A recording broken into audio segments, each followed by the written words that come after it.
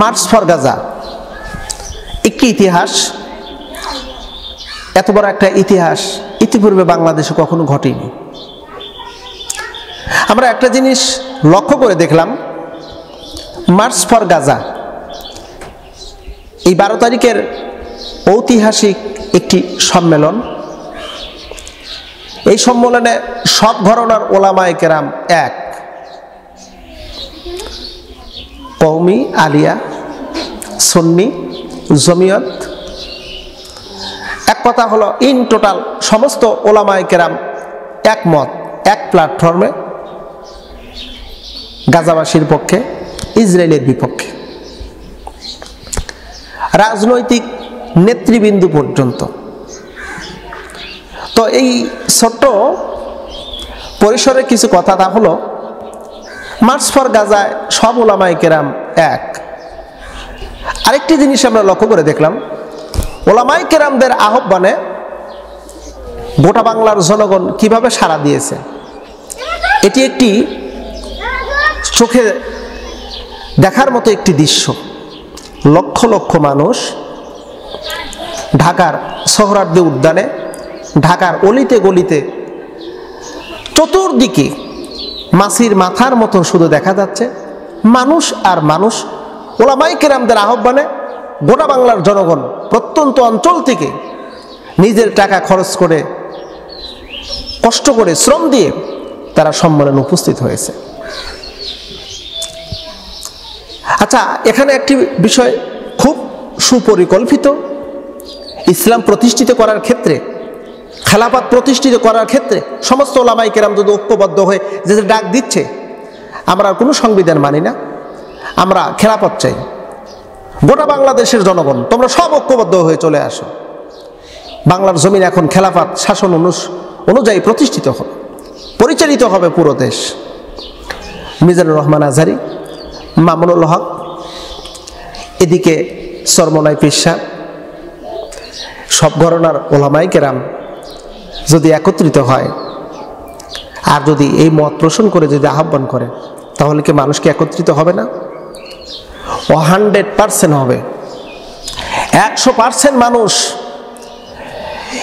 আজকে যেইটা দেখা গেল, এই মার্চ ফর গাজায় যেমন লক্ষ লক্ষ মানুষের উপস্থিতি হয়েছে, ঠিক তদ্রূপভাবে ওলামায়ে কেরাম, সব ওলামায়ে কেরাম, সব ঘরানার ওলামায়ে কেরাম আর একটা বার সোহরাওয়ার্দী উদ্যানে যদি একই মঞ্চে একই টেবিলে বসে যদি এই কথাটা যদি উচ্চারণ করে, গোটা বাংলার জনগণ তোমরা সবাই উপস্থিত হও, সোহরাওয়ার্দী উদ্যানে আর একটা সমাবেশ হয়ে যাক। এই সমাবেশ হচ্ছিল মার্চ ফর গাজা নয়, বরং আমাদের এবারের সংগ্রাম হলো, আমাদের সম্মেলন হলো মার্চ ফর কোরআনুল কারীম, সংবিধান। আমাদের সংবিধান হবে কোরআনের সংবিধান। মার্চ ফর গাজা নয়, বরং মার্চ ফর সংবিধান কোরআন। এমন সম্মেলনের যদি ডাক দেওয়া যেত, কতই না সুন্দর হতো। আজকের এই সম্মেলনে আমরা দেখলাম অনেক ঘরানার ওলামায়ে কেরাম কথা বলতেছে, বক্তব্য দিচ্ছে। সবার মত একটাই, গাজার মুসলমানদের উপর নিপীড়ন নির্যাতনের বন্ধ করা হোক, ইসরায়েলকে বয়কট করা হোক, মুসলিমদের শত্রুদেরকে অবিলম্বে গ্রেপ্তার করে আইনানুগ ব্যবস্থা গ্রহণ করা হোক, ইসরায়েলের পণ্য বয়কট করা হোক। আমরা কিন্তু এটা লক্ষ্য করে দেখতেছি। তো তাহলে ইসলাম প্রতিষ্ঠিত করার ক্ষেত্রে কেন আপনারা এক হচ্ছেন না? সব ধরনের ওলামায়ে কেরামকে যদি প্রশ্নবিদ্ধ করা হয়, তাহলে প্রশ্নের জবাব আপনারা কি দিবেন? কি দিবেন আপনারা? প্রশ্নের জবাব দেওয়ার মতো সুযোগ নেই। কেন আমরা এক? এক্ষেত্রে তো এক, গাজার মুসলমান নিপীড়ন নির্যাতন হচ্ছে, এটা আমরা মেনে নিতে পারতেছি না, যার কারণে আমরা এক হয়ে গেলাম। তো ওই ক্ষেত্রে এক হই না কেন? একটু এক হয়ে যান না, একটাবার এক হয়ে দেখেন তো। আমার আকীদার ত্রুটি আছে, আপনার আকীদার ত্রুটি আছে, আপনি দরবার চালান, আপনি পীরের ব্যবসা করেন, আপনি ব্যবসা প্রতিষ্ঠান চালান, আপনি ডাক্তারি করেন, আপনি শিক্ষানীতি, আপনি শিক্ষা দেন, আপনি যা যা করেন আপনার ব্যক্তিগতটা আপনার কাছে রেখে দেন। আকীদার ত্রুটি আছে, সমসাময়িকের জন্য গোপন রেখে দেন, সমাধান করার অনেক সময় আছে, এখন ঐক্য হন না। মার্চ ফর গাজা যেমন ঐক্য হলেন, আবার নতুন করে একটা ঐক্য হয়ে যান না। ঐক্য হলেই দেখবেন বাংলাদেশের ইসলামের পতাকা উড্ডীন হয়ে যাবে। কেন আমরা এই যে কুফরি মতবাদ, গণতন্ত্র কুফরি মতবাদ, এই গণতন্ত্র কুফরি মতবাদকে কেন আমরা প্রতিষ্ঠিত করতে যাচ্ছি? দীর্ঘ 54টা বছর আমরা দেখেছি কুফরি মতবাদ দিয়ে কখনো দেশ সমাজ শান্তিতে থাকতে পারে না। একজন অযোগ্য ব্যক্তি সেও যোগ্য, তার সম্পূর্ণ আসনে যেখানে বসা সেই জায়গায় সে বসে যাচ্ছে, যোগ্যতা সম্পূর্ণ ব্যক্তি বসবে সেখানে, অযোগ্য ব্যক্তিরাও যাচ্ছে। কেন যাচ্ছে? এই গণতন্ত্রের কারণে। আপনারা খেলাফত করেন, খেলাফত প্রতিষ্ঠিত করেন, খেলাফত প্রতিষ্ঠিত করলেই কেবল শান্তি, নতুবা শান্তি নেই। আমরা অনেকেই ভিন্ন ভিন্ন চিন্তা ফিকির করে আছি, ভিন্ন ভিন্ন চিন্তা ফিকির করে আছি। কেউ চিন্তা ফিকির করে আছি যে আমি নির্বাচনে অংশগ্রহণ করব, একটা দুইটা সিট পেলে আমার তো দল যাচ্ছে, সংসদে যাচ্ছে, পরবর্তীতে আর একটা সিট পাবো, এরপর আর একটা সিট পাবো। আপনি কি মনে করতেছেন একটা দুইটা সিটের জন্য, 5-10টা সিটের জন্য 50-100টা সিট পাইলেন? আপনি কি মনে করতেছেন কোনো এক সময় আপনি গভর্নমেন্টে যেতে পারবেন? আপনি গভর্নমেন্ট পরিচালনা করতে পারবেন? আপনি পারবেন না। হ্যাঁ, আপনি এখন একটা দুইটা সিট পেলেন, কিছু সুবিধা আপনি পেলেন, কিন্তু পরিপূর্ণ ইসলাম আপনি প্রতিষ্ঠিত করতে পারলেন না।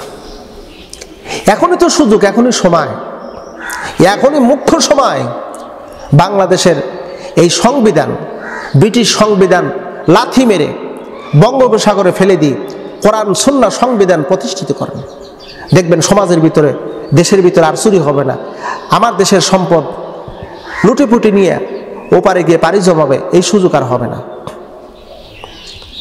আমরা মার্চ ফর গাজা এই সম্মেলনে আমরা যেটা দেখলাম, এখানে মিজানুর রহমান আজহারী থেকে শুরু করে সব ধরনের ওলামায়ে উপস্থিত, সব ধরনের রাজনৈতিক দল উপস্থিত। আল্লাহ সুবহানাহু ওয়া তাআলা আমাদেরকে সকলকেই ঐক্যবদ্ধ হয়ে এই দেশটাকে সুন্দরভাবে পরিচালনা করে যাতে দেশের মানুষ শান্তি নিরাপত্তার সাথে থাকতে পারে। এবং সবচেয়ে বড় বিষয় হলো আমাদের মস্তিষ্কের ভিতরে যেন এই কথাটি গেঁথে রাখা হয়, কোরআন সংবিধান ছাড়া আর কোনো কিছুতে শান্তি আসবে না, কোরআনই একমাত্র আমাদেরকে শান্তি দিতে পারে। সেই কোরআন সংবিধানটাকে রাষ্ট্রীয় পর্যায়ে সংসদে নিতে যা যা করণীয়, যা যা বর্জনীয় যা ছেড়ে দেব, করণীয় তা করব। মহান রব আমাদেরকে কামিয়াব দান করবেন। আল্লাহ পাক বলেন, ইন্নাল্লাহা লা ইউগাইয়িরু মা বিকওমিন হাত্তা ইউগাইয়িরু মা বিআনফুসিহিম। আল্লাহ পাক বলেন, ততক্ষণ না পর্যন্ত ওই জাতির ভাগ্য আমি পরিবর্তন করি না, যতক্ষণ না পর্যন্ত ওই জাতি ভাগ্য পরিবর্তনের চেষ্টা না করে। চেষ্টা করলেই পরিবর্তন করে দিবেন আল্লাহ। আল্লাহ সুবহানাহু ওয়া তাআলা এই দেশটাকে কোরআন সুন্নাহ হিসেবে, কোরআন সুন্নাহর দেশ হিসেবে কবুল করুক। আমিন সুম্মা আমিন।